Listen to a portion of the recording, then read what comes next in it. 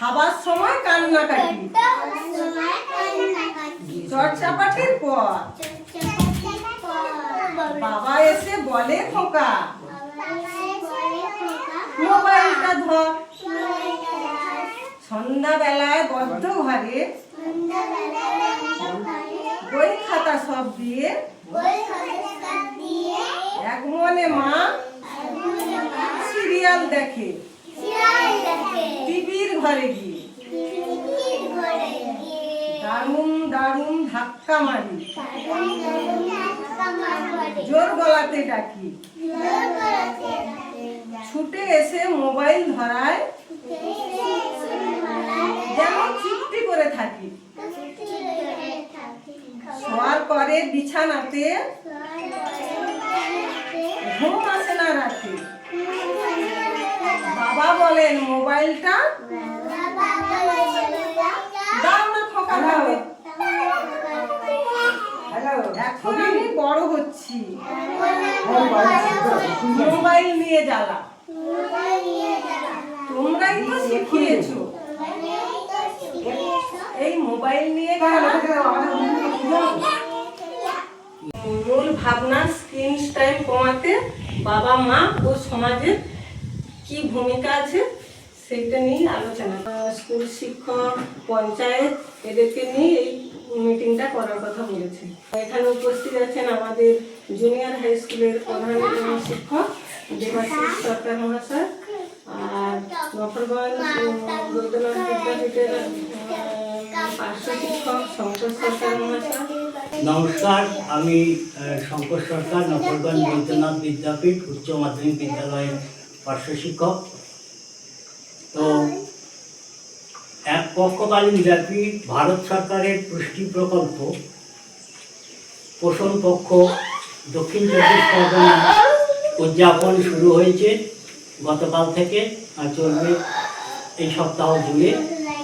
এবং প্রত্যেক দিনের একটি ভিন্ন ভিন্ন বিষয় আছে। আজকের বিষয় হলো যে মোবাইলে বাচ্চারা যে আসক্ত হচ্ছে, কীভাবে এর থেকে তাদেরকে সরিয়ে আনা যায়।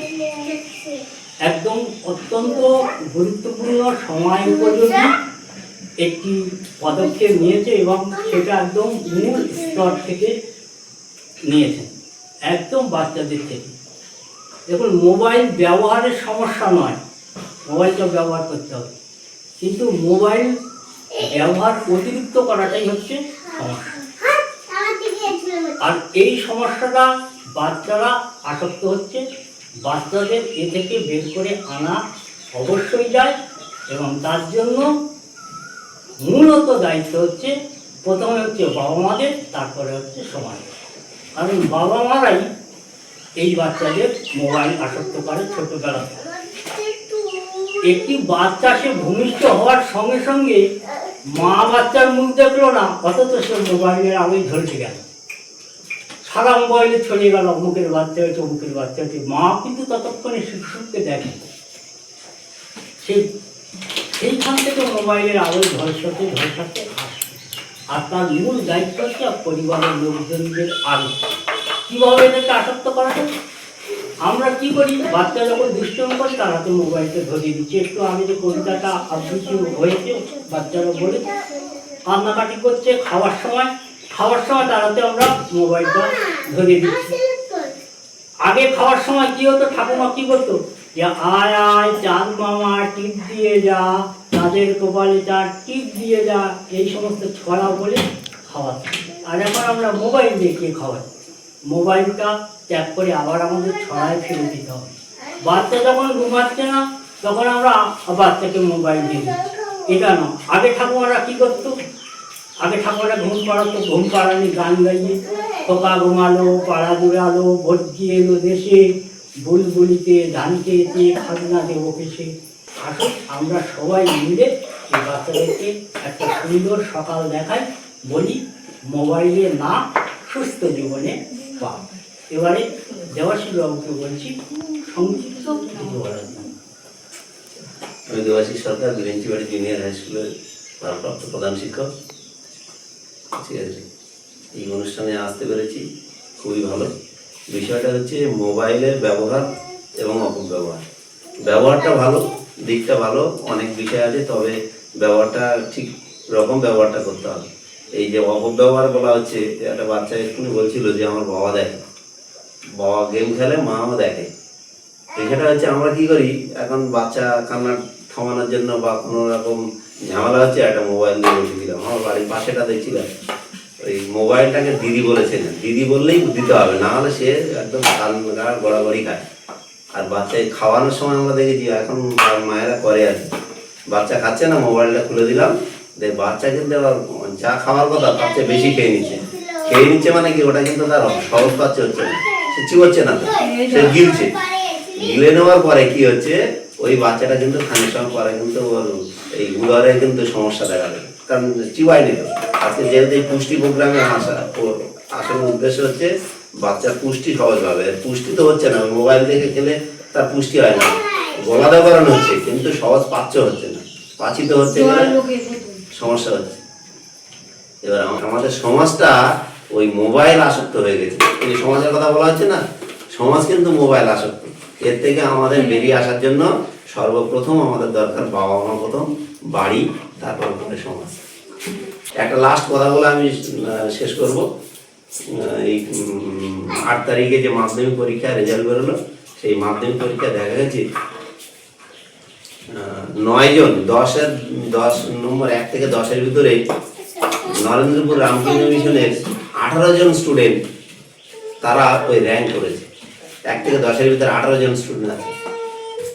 বাবাজিরা বললেন, মানে স্বামীজিরা বললেন ওখানে একটাই কথা, যে এই বাচ্চাগুলো কোনোদিন মোবাইল হাতে পায়নি।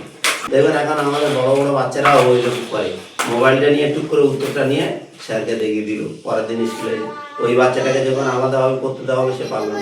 কারণটা কি, ওই যে মোবাইলটাকে শিখতে দেয়নি, তার ব্রেনটাকে কাজে লাগাতে দেয়নি, এখন তো ভাবতে দেয় না মোবাইল, ও তো ভেবে বলে দিচ্ছে। এই থেকে বেরিয়ে আসতে হবে, চেষ্টা করুন, পারবেন। এই ক্ষুদ্র ক্ষুদ্র ভবিষ্যৎ আমাদের, এদেরকে মানুষ করতে হবে, মোবাইল থেকে ছাড়াতে হবে। ধন্যবাদ। মায়েরা কেউ কিছু বলবেন? না দেওয়াই ভালো। এমনি ডাক্তার কাছে গেলেই বলে যে যে বাচ্চাদের মোবাইল দেখিয়ে ভাত খাওয়াটা ওইটা কার্যকরী হয় না। ও মোবাইলটা দেখিয়ে ভাত ওই হজমও হয় না, আর ওই ভাতটাই সেইভাবে কখনো বমি করেই ছাড়ে, কখনই হয়তো হজম হয় না, এরকমই হয়। তাহলে আমরা ক্ষুদ্র সময় হলেও খুব মূল্যবান আলোচনা করেছি, এবং এই আলোচনা যাতে ফলপ্রসূ হয় সেটা আমরা আজ থেকেই চেষ্টা করব আমাদের বাড়ির মধ্যে। তাহলে কী করবো, প্রথমে তো আমরা যেটা করতে হবে, মোবাইলের থেকে আমাদেরকে এই বাচ্চাদের কাছে আকর্ষণীয় হতে হবে। কারণ মোবাইল থেকে বাচ্চা আমাকে অনুসরণ করে, সেরকম গল্প বলতে হবে, দরকার হলে একটা মুখোশ করে নিতে হবে। মুখোশ করলে যদি গল্প বলেন আরও অ্যাট্রাক্টিভ হবে। কীভাবে ওকে খেলার মধ্যে একটু নিমজ্জিত করতে হবে। মোবাইলটা একদম ছাড়িয়ে দিলে সঙ্গে সঙ্গে হবে না, ওটা একদম এতক্ষণ দীর্ঘদিন দেখেছে, 10 মিনিট দিতে হবে, 5 মিনিট দিতে হবে, দিয়ে দিতে আস্তে আস্তে করতে হবে। আমাকেই ওর সামনে মোবাইলের থেকে আকর্ষণীয় করে তুলে মা বাবাকে ওরা অনুকরণ করবে। সেইভাবে গৃহ পরিবেশ থেকে আমরা আস্তে আস্তে বৃহত্তর সমাজে এই বার্তাটা পৌঁছে দেবো। এই বলে মোটামুটি আমরা আজকে এই বার্তা নিয়ে এখান থেকে যাব।